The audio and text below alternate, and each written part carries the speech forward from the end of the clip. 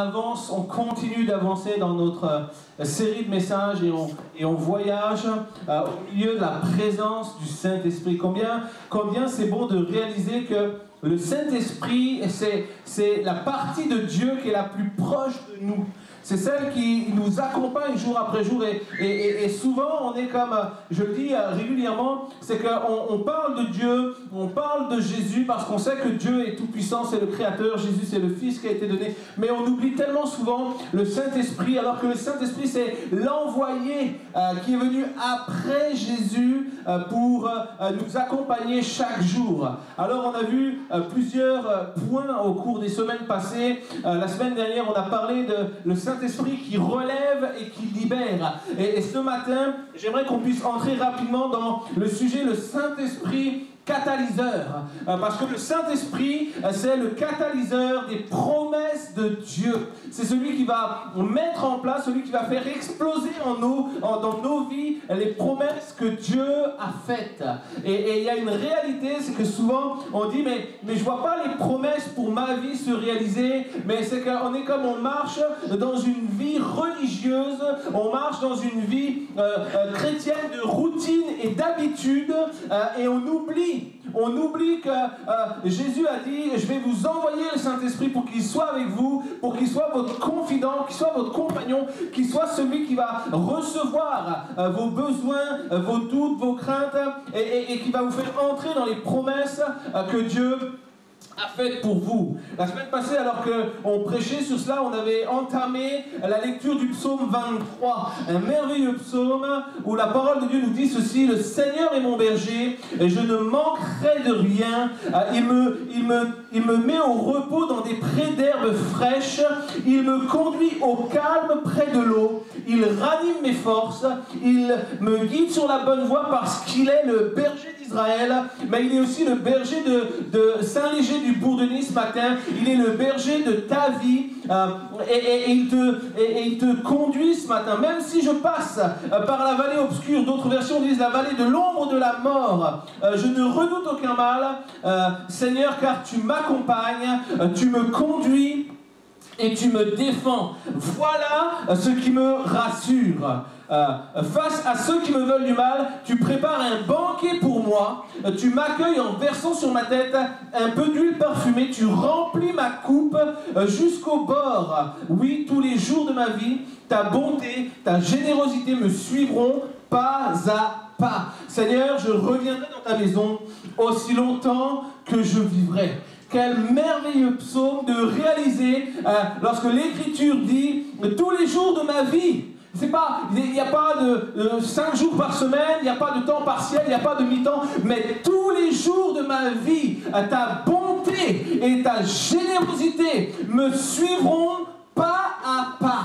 C'est quand je vais faire un pas, ta bonté et ta générosité vont suivre derrière. Jamais tu vas m'oublier, jamais tu vas m'abandonner, jamais tu vas me délaisser. Mais il y a un plan, il y a des promesses que tu as faites et je crois ce matin que le Saint-Esprit est l'envoyé de Dieu, l'Esprit de Dieu qui vient nous rappeler la puissance des promesses de la parole afin de les accomplir dans nos vies. Mais pour connaître la valeur des promesses, dis à ton voisin, il faut ouvrir la parole. On doit ouvrir la parole. Parce qu'il y a plein de choses qui sont comme promises. Lorsque il y a un décès, funérailles, un testament, il y a plein de choses qui sont promises aux enfants. Et quand mes yeux se fermeront ici-bas, je te lèguerai ceci, je te donnerai cela, je te donnerai ça, je te couvrirai de ceci, je te couvrirai de cela. Mais laisse-moi te dire ceci, si le notaire n'ouvre pas le testament pour annoncer et commencer à proclamer la réalité des promesses, il n'y a rien qui prend place dans nos vies. On ne sait pas ce qui nous a été laissé, on ne sait pas ce qui nous a été légué. Puis j'aimerais te dire ce matin, le Saint-Esprit, c'est le notaire qui ouvre la parole de Dieu et qui, devant tes yeux, va te révéler, ça c'est pour toi, ça c'est pour toi, ça c'est pour toi, et ça aussi c'est pour toi. Personne dit Amen, mais moi j'ai dit Amen 10 fois en moi quand je réalise combien les promesses de Dieu sont des promesses puissantes de richesse et de bénédiction. Et quand je dis richesse, je ne parle pas simplement monétaire ou numéraire. Je parle de richesse, d'être dans la joie, d'être dans la paix, d'être dans l'assurance. Personne dit encore Amen, mais c'est pas grave, moi je continue. À l'intérieur de moi, je suis comme en feu là. Ça c'est une réalité. Puis personne dit encore Amen, ben je m'en fous. Ah! Je veux te dire ce matin, mais je l'ai déjà dit la semaine dernière, mais j'aimerais te rappeler cette promesse, c'est que ta vie n'est pas le résultat des décisions de Dieu, mais elle est le résultat de tes choix. Amen. Dieu n'a rien à voir dans les choses, les difficultés dans lesquelles tu t'enterres jour après jour, dans lesquelles je persévère. Parce que la réalité, c'est que ma vie n'est pas le résultat des décisions de Dieu. Dieu ne décide pas pour moi, je serai dans la misère ou je serai dans l'abondance. Mais mes choix me conduisent dans la misère ou dans l'abondance. Et alors qu'on avance dans cette série de messages, j'aimerais te dire et te rappeler que Dieu veut te voir béni. Le plan de Dieu, la promesse initiale, c'est que tu sois béni. Et Dieu n'est pas l'auteur de tous ces désastres, de cette misère. Comme beaucoup les gens, tu parles avec eux, ils vont te dire oh, mais si Dieu existait, il n'y aurait pas toutes ces guerres. Si Dieu existait, il n'y aurait pas tous ces drames. Si Dieu existait, il n'y aurait pas. Mais j'aimerais te dire ceci, Dieu n'est pas celui qui fabrique les armes. Ok? Dieu n'est pas celui qui fabrique la bombe nucléaire. Non. Ça, c'est les hommes, la folie des hommes, le désir de vouloir être plus grand que Dieu qui les conduit à faire n'importe quoi. Ce matin, j'aimerais te dire, en te parlant du Saint-Esprit, cet invité qui change la donne, j'aimerais t'annoncer que la vie peut changer. Ta vie peut changer. Ma vie peut changer encore.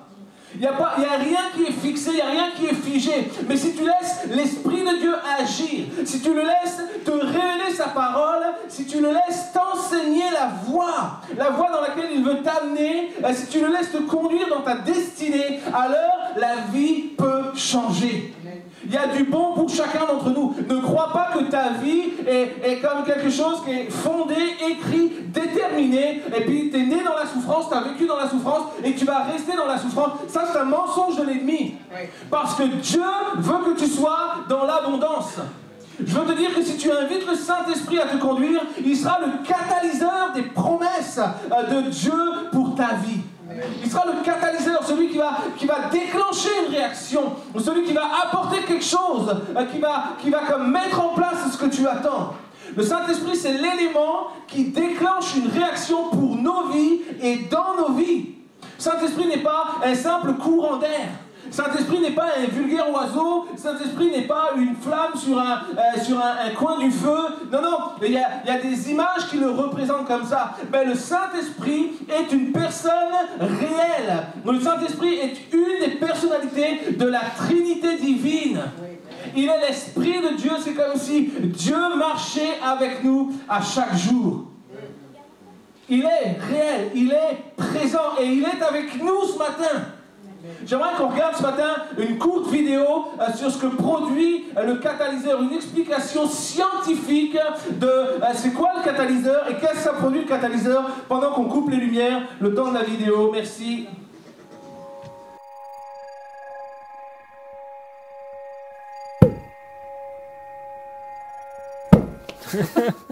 Qu'est-ce qui se passe là, Bastien? En fait, je vais vous démontrer ce qu'est un catalyseur. Catalyseur, c'est un mot qu'on connaît bien, notamment dans CQFD, on en parle de temps en temps. Dans CQFD, dans l'industrie énormément, on utilise des catalyseurs pour favoriser et accélérer des réactions chimiques.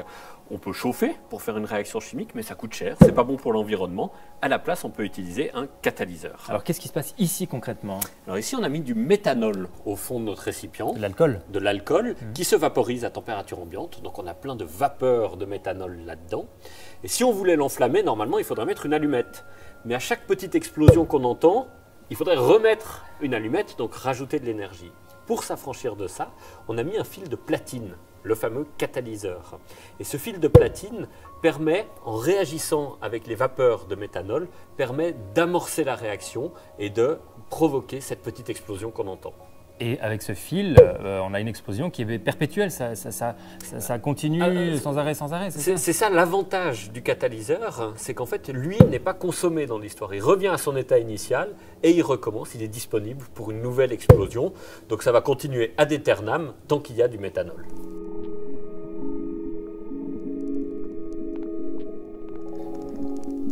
Il s'est arrêté.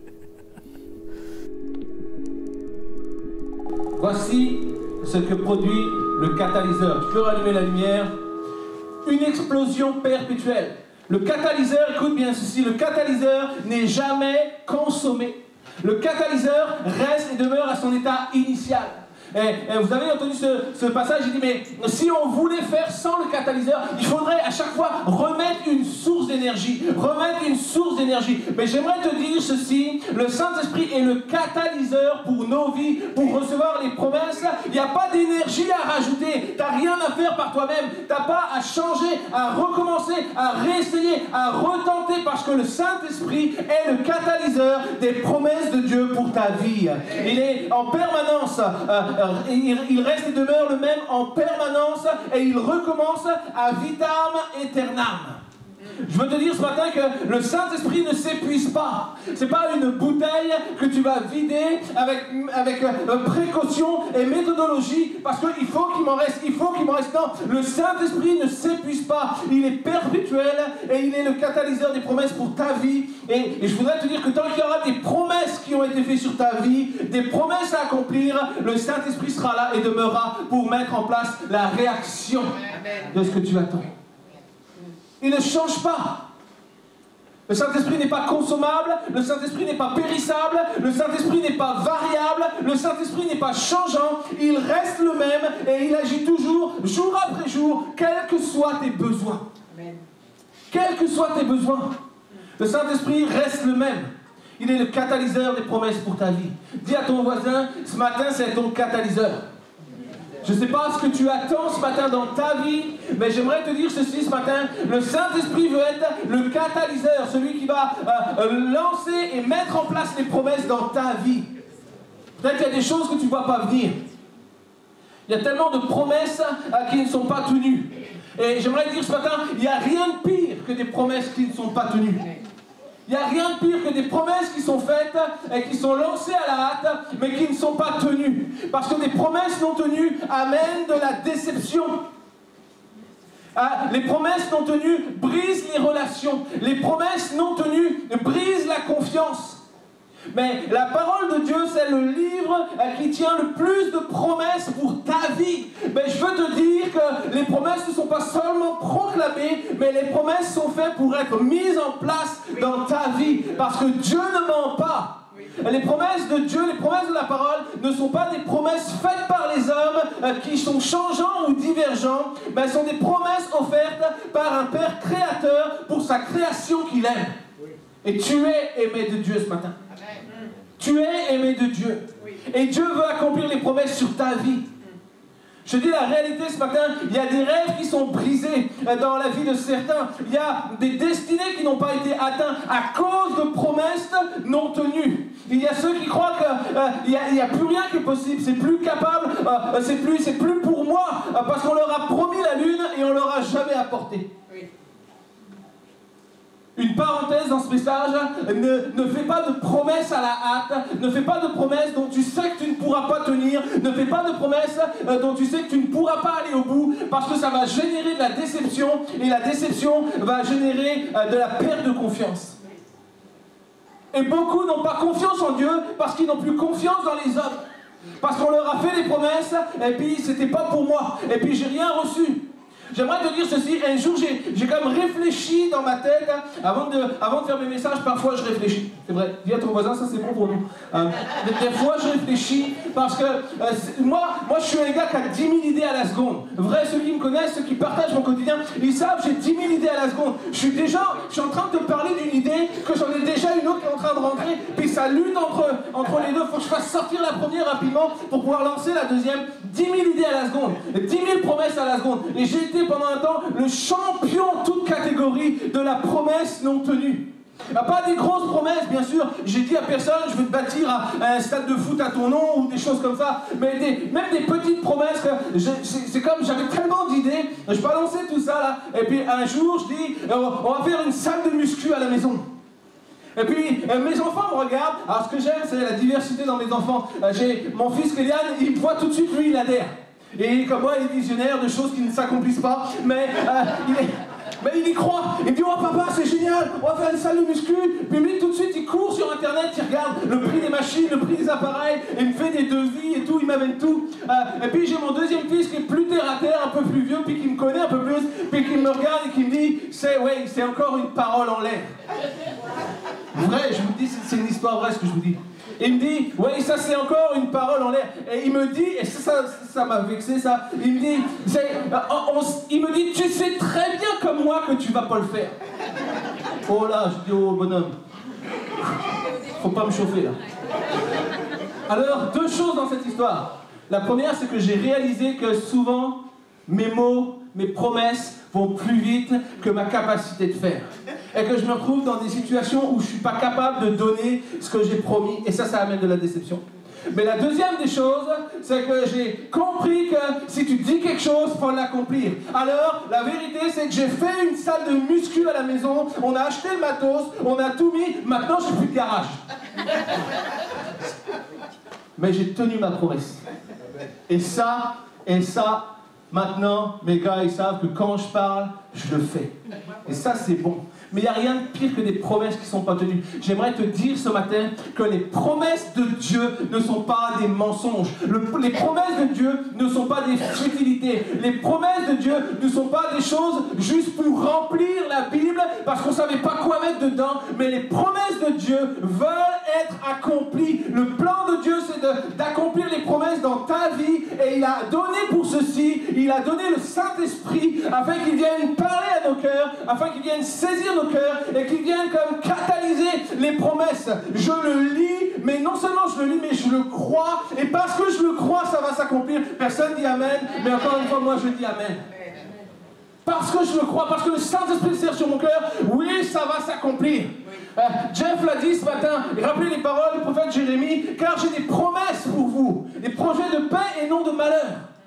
J'ai établi un plan pour vos vies. Un plan que tu ne peux pas imaginer. Peut-être tu as déjà lu la Bible, peut-être tu as déjà lu ces promesses, mais peut-être tu n'as rien vu venir et tu te dis c'est pas pour moi. Peut-être tu te dis c'est plus pour moi. Peut-être tu te dis j'ai tellement mal agi, ou ma vie a tellement été mauvaise que c'est plus pour moi. Dieu m'a comme laissé de côté, Dieu m'a oublié. J'aimerais te dire ce matin que ce n'est pas une question de c'est pour qui les promesses. Mais la réalité, c'est pas c'est pour qui. La réalité, c'est avec qui. C'est avec qui. Parce que tu ne verras les promesses se positionner sur ta vie et prendre place dans ta vie que si tu marches, conduit par le Saint-Esprit, lequel éclaire tes yeux sur la promesse, lequel te fait réaliser la promesse, lequel te fait accaparer la promesse. Oui, j'ai pour toi une bénédiction financière, je la vois, mais je la saisis dans l'esprit, et je la prends et elle est la mienne. Et quelqu'un dit, est-ce qu'il va reposer cette banette d'offrande? Je n'ai pas donné l'argent pour lui. Oui, je la repose. Mais il y a une réalité, mon frère, ma soeur, il y a une réalité, c'est que Dieu n'est pas un menteur. Les promesses sont pour toute personne qui les croit, et le Saint-Esprit est celui qui les accomplit dans nos vies. Je te dis ce matin, change ta façon de concevoir, change ta façon de penser, change ta façon d'agir, change ta façon de vivre, mais appelle le Saint-Esprit à venir dans ta vie. Change ta façon de concevoir la foi et commence à marcher avec le Saint-Esprit. Commence à réclamer chaque matin sa présence, chaque jour plus de toi dans ma vie pour te voir accomplir les promesses. Amen. Il y a une réalité.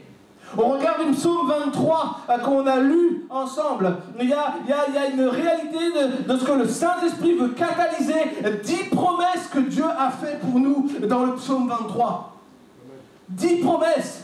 La première promesse, on ne verra pas les 10 ce matin, mais la première des promesses du psaume 23, c'est que le Seigneur est mon berger et que je ne manquerai de rien.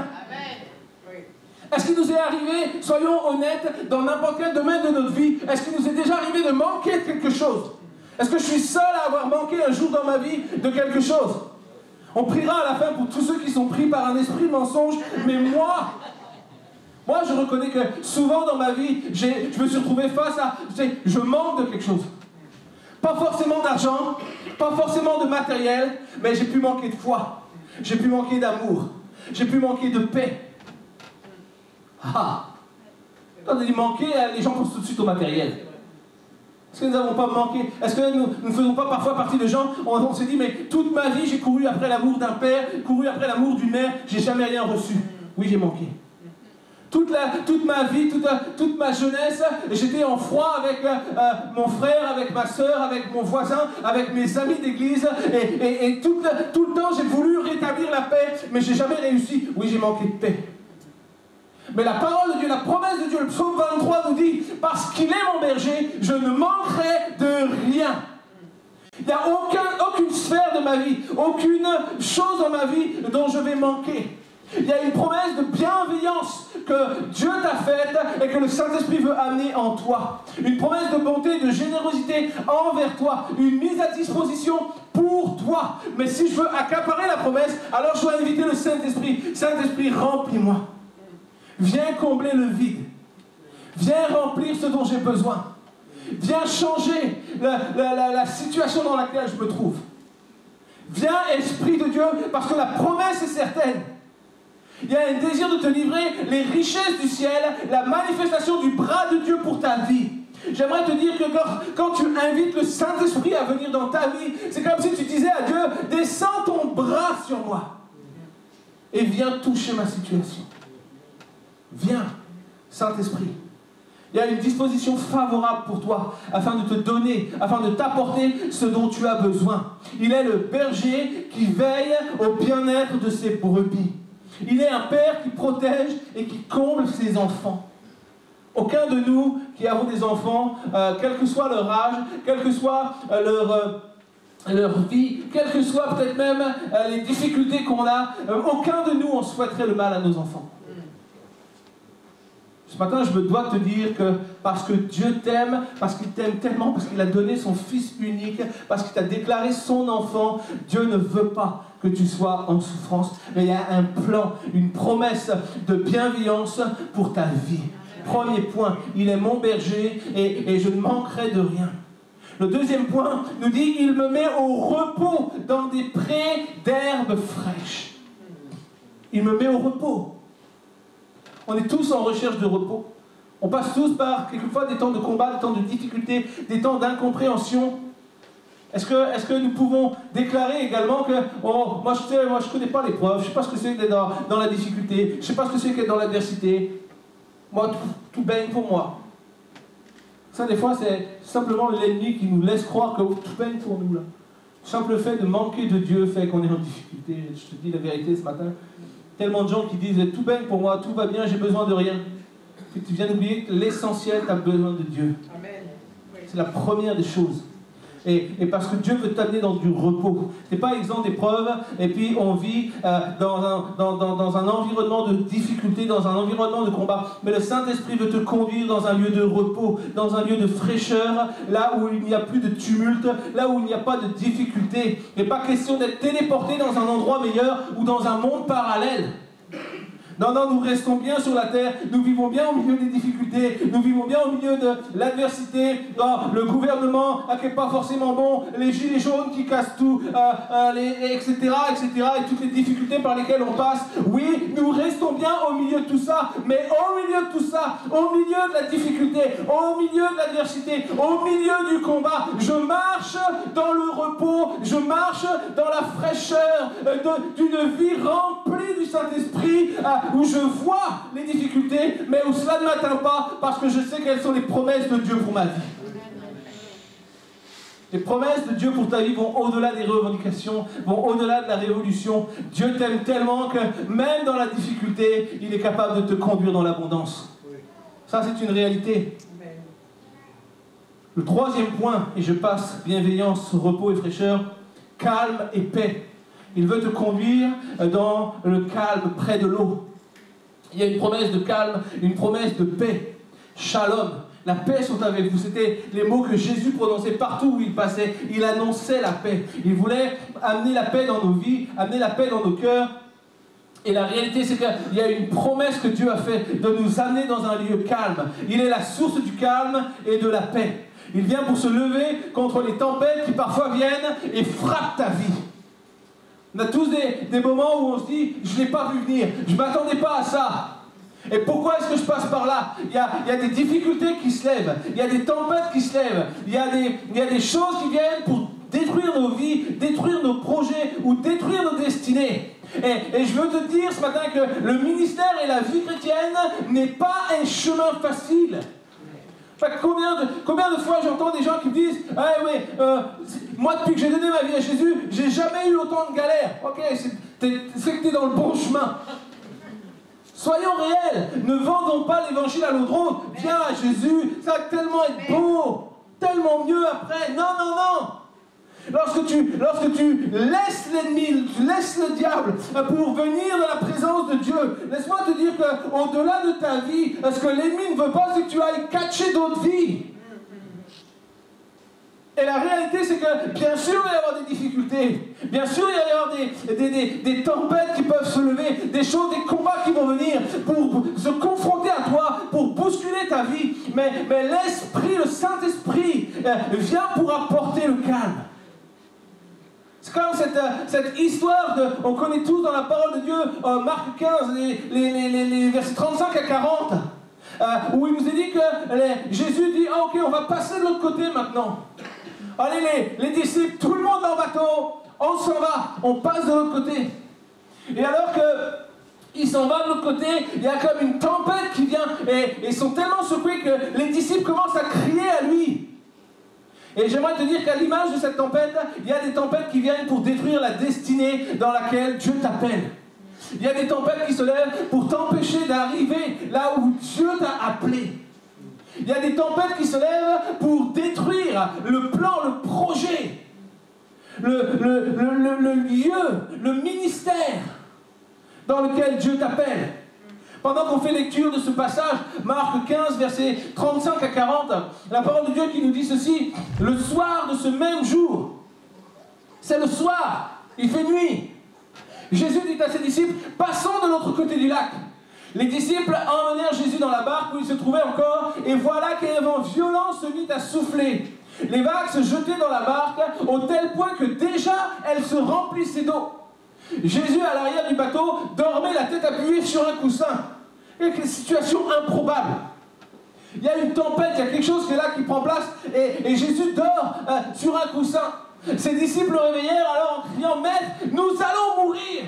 Cela ne te fait donc rien. » Jésus réveillé menaça le vent et dit à l'eau du lac, « Silence, calme-toi. » Alors le vent tomba et il y eut un grand calme. Puis Jésus dit aux disciples, « Pourquoi avez-vous si peur?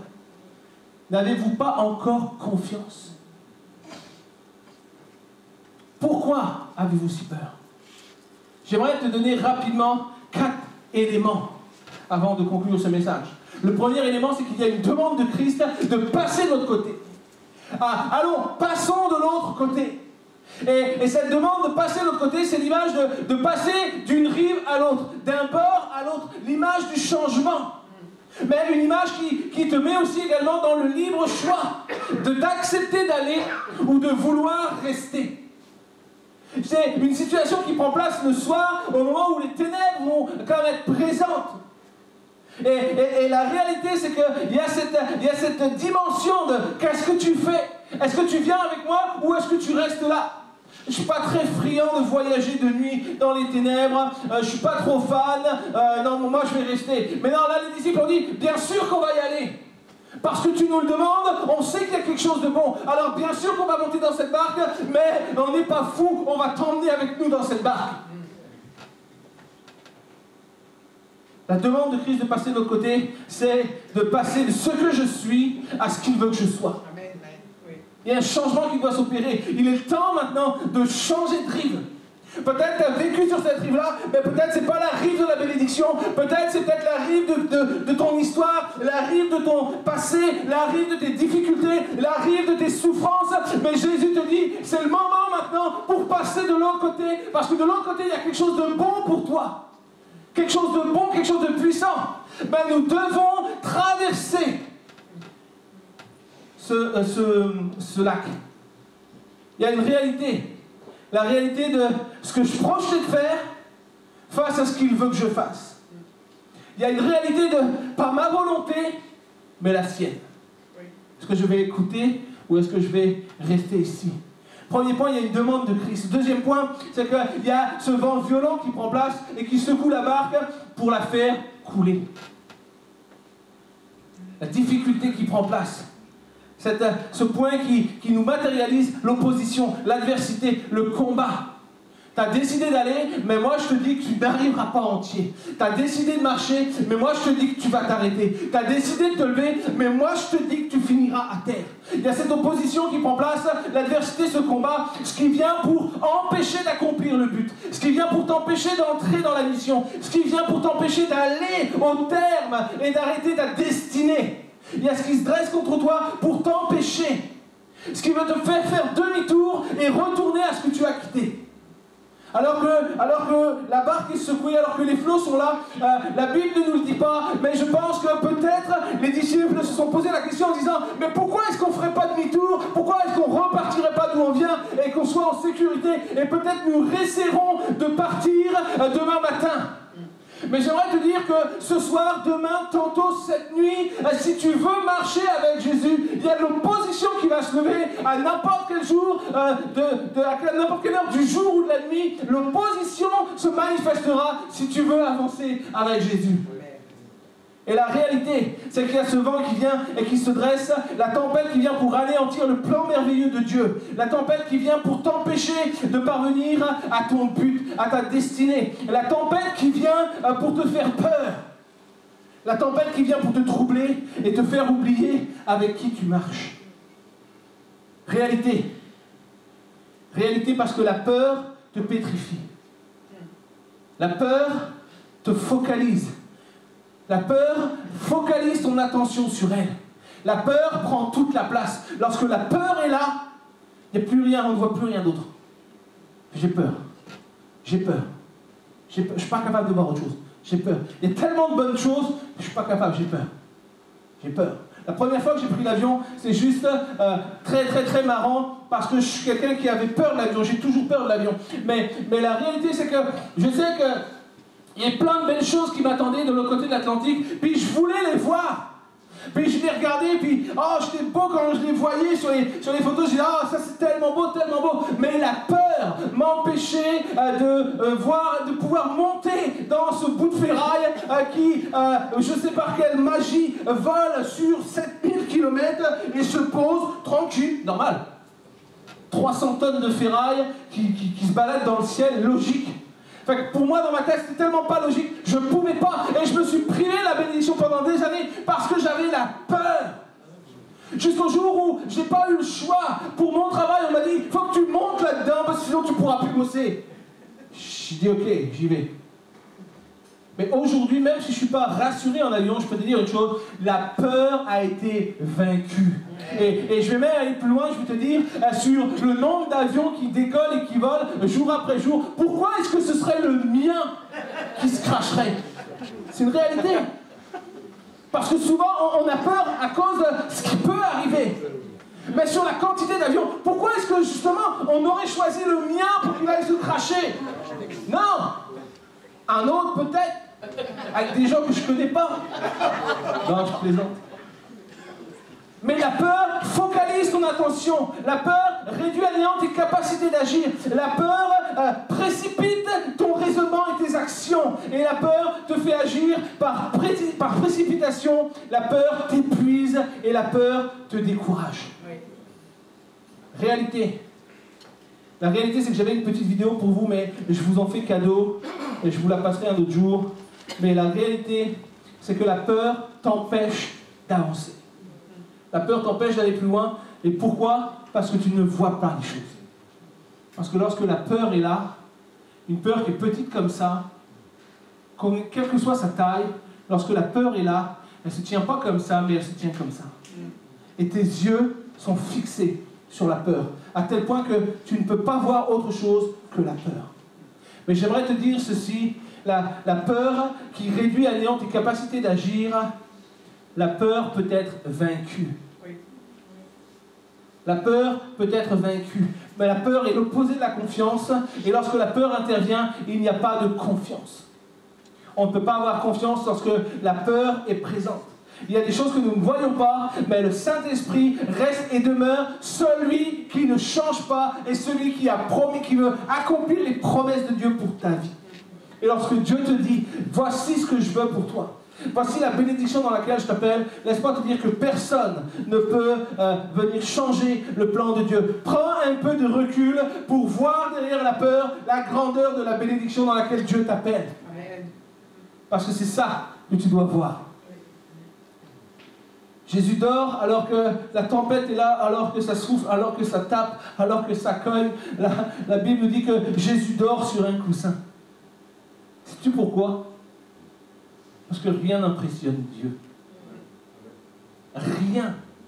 Aucune des difficultés par lesquelles nous pouvons passer, aucun des combats que nous pouvons traverser n'impressionne Dieu. Ni les hauteurs, les forces, les puissances.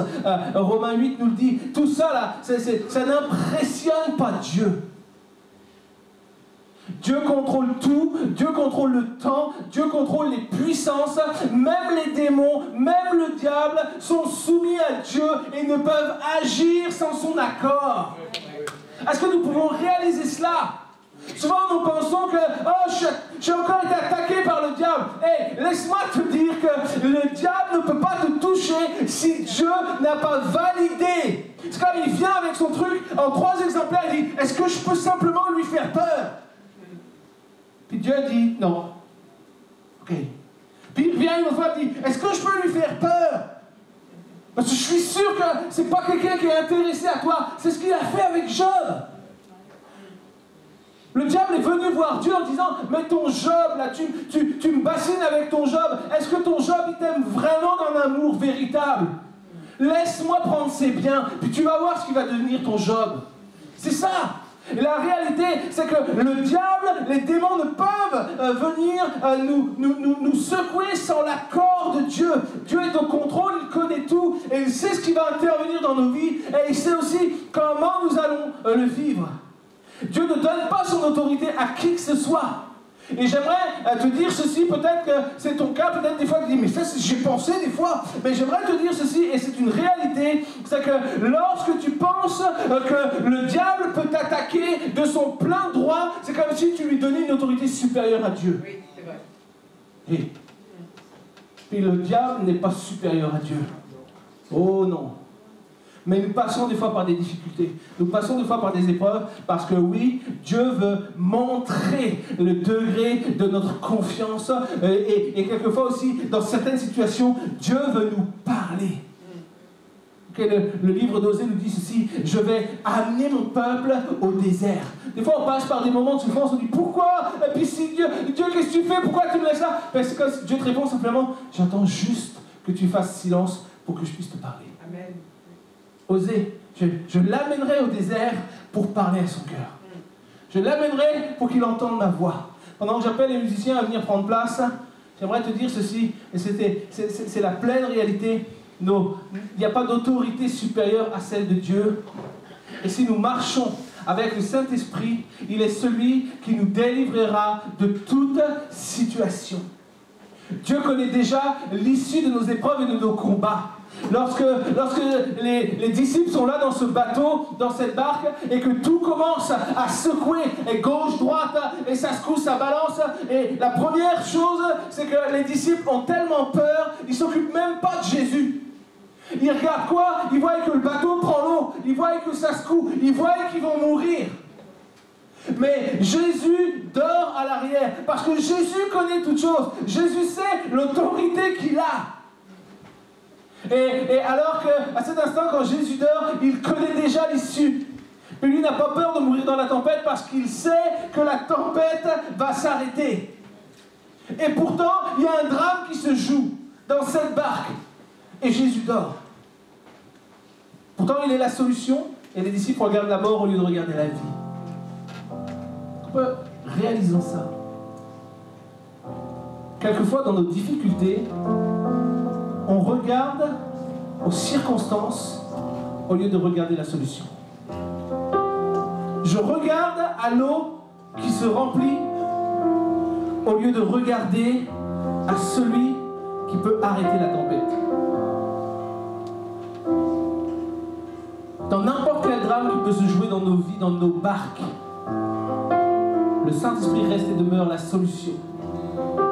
Ne sois pas comme les disciples qui regardent à la mort, mais regarde à celui qui est la vie. Parce qu'il veut menacer la tempête pour toi. Il veut menacer l'opposition qui se dresse devant toi. Telle la voix de Christ qui résonne au milieu de la nuit, dans l'épreuve, pour transformer les choses, pour réduire à rien une tempête qui secoue la barque. J'aimerais te dire que le Saint-Esprit veut lever la voix contre la tempête qui en veut à ta vie.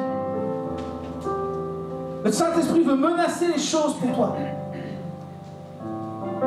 Il y a des tempêtes dans nos vies parfois.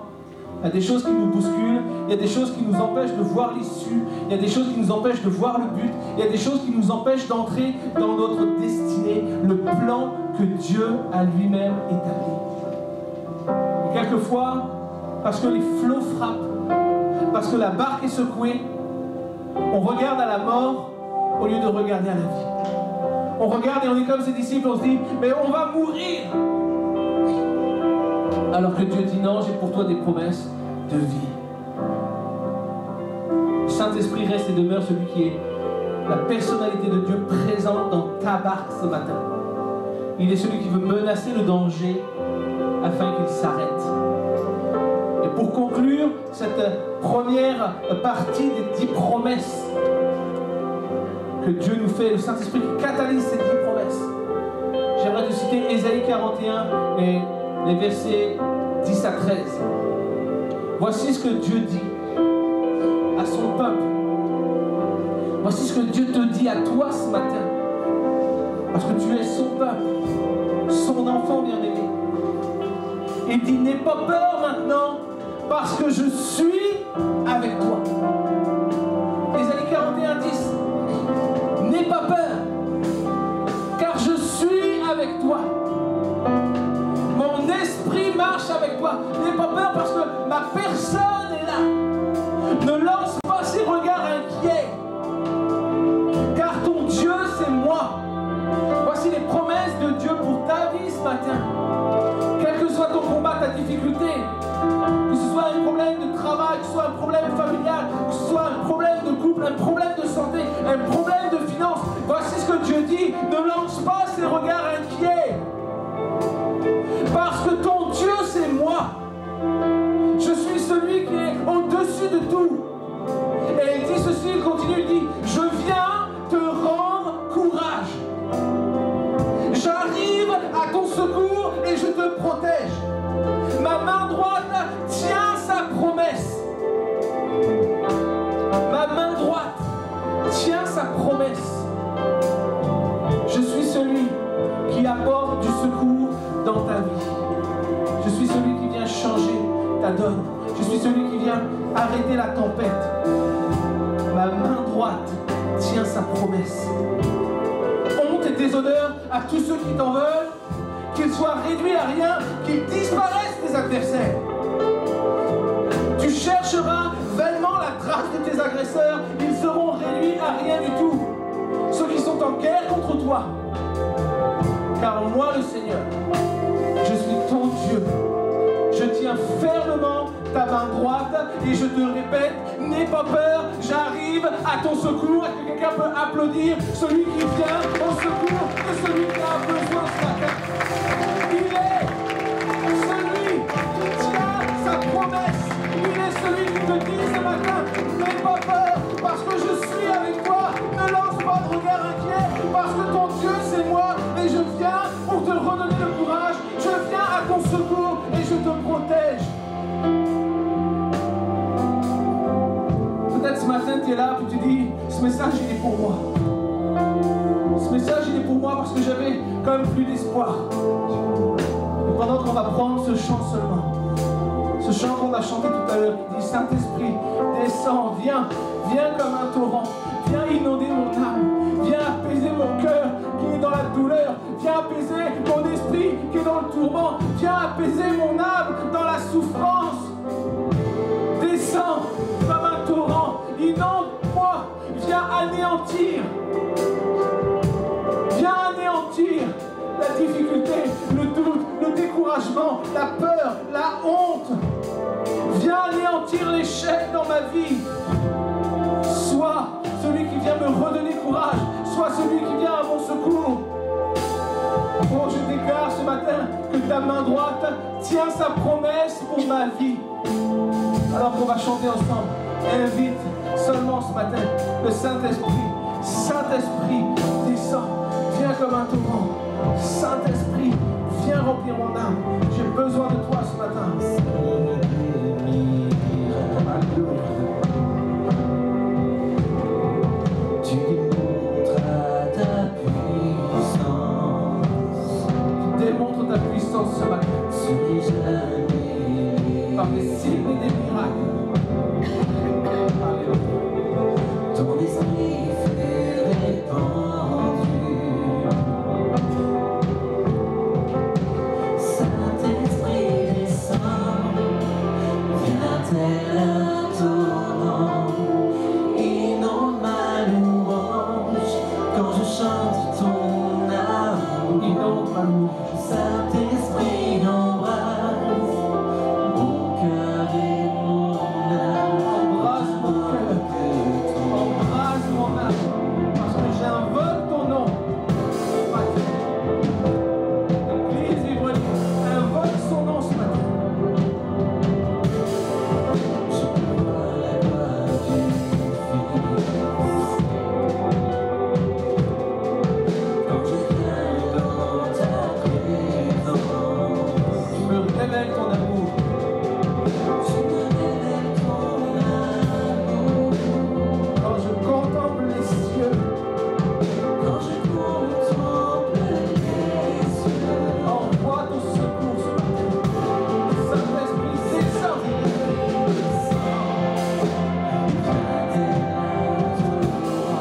inonde ma louange quand je chante ton amour.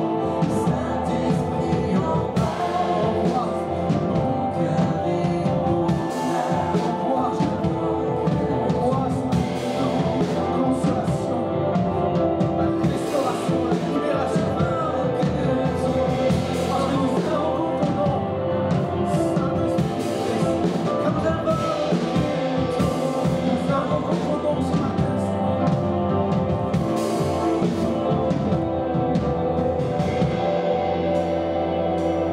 Alléluia. Alors que l'Église se tient, alors que l'Église élève sa main, ce matin nous déclarons que tu es Dieu au-dessus de tout.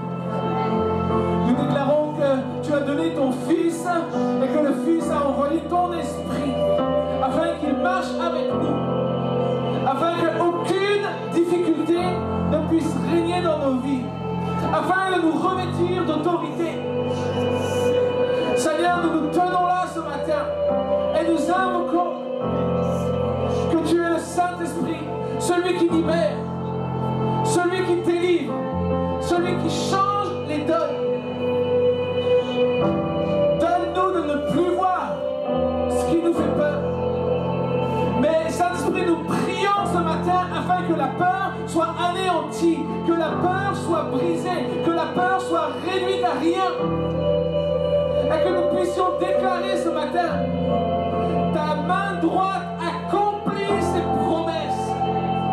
Ta main droite accomplit ses promesses. Alors que nous prions, Saint-Esprit, ce matin, ouvre une fenêtre dans le ciel, afin que la main de Dieu puisse descendre, se poser sur nos vies et changer nos conditions, nos situations. Oui, nous déclarons que tu viens nous redonner le courage, que tu viens nous apporter le secours, tu viens nous apporter la protection. Et que nous nous tenons ce matin devant toi pour recevoir. Pour recevoir.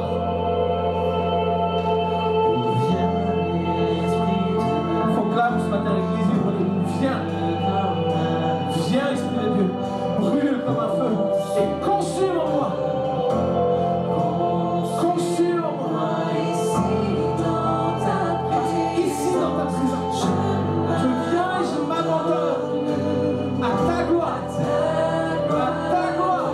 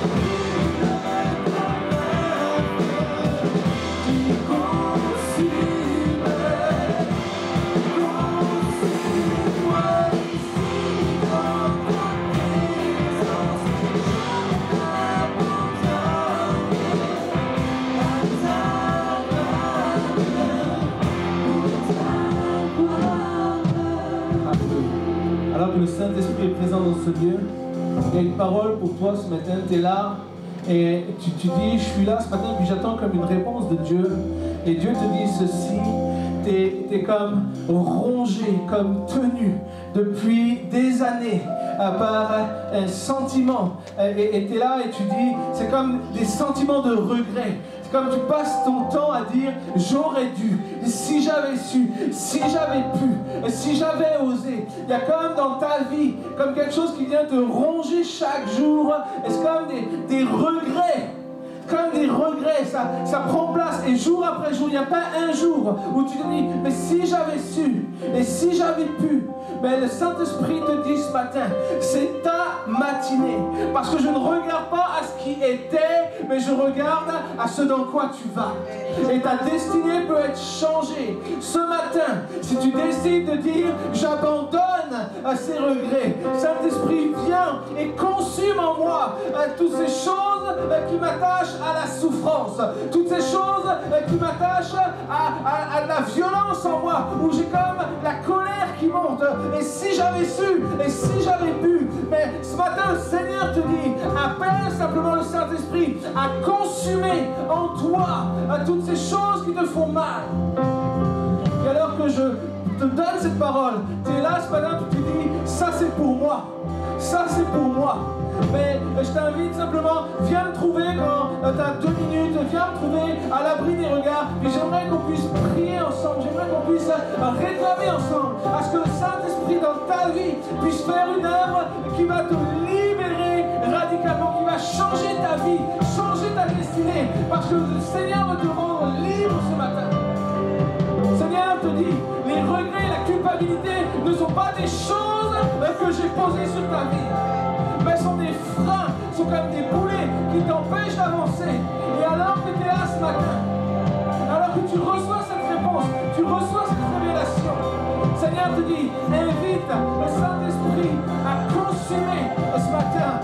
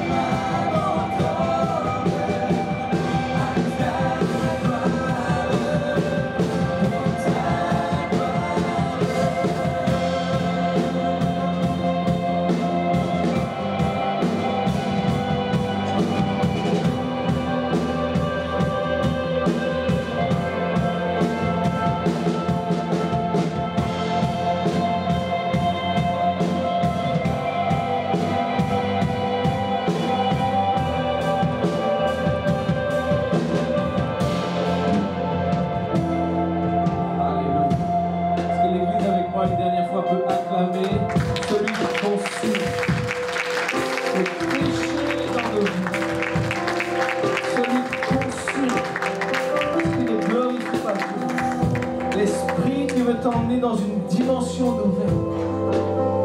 C'est comme tout est flou aujourd'hui pour toi. Et alors lorsque tu commences à chanter, lorsque tu commences à réclamer, Seigneur, je veux plus de toi, Seigneur, viens consumer. C'est comme les choses deviennent claires. C'est comme un objectif d'appareil photo où ce qui était flou commence à prendre de la netteté. Et tu commences clairement ce matin à voir, je crois que ça parle à quelqu'un aussi, commence clairement à voir la destinée dans laquelle Dieu veut te conduire. Alléluia.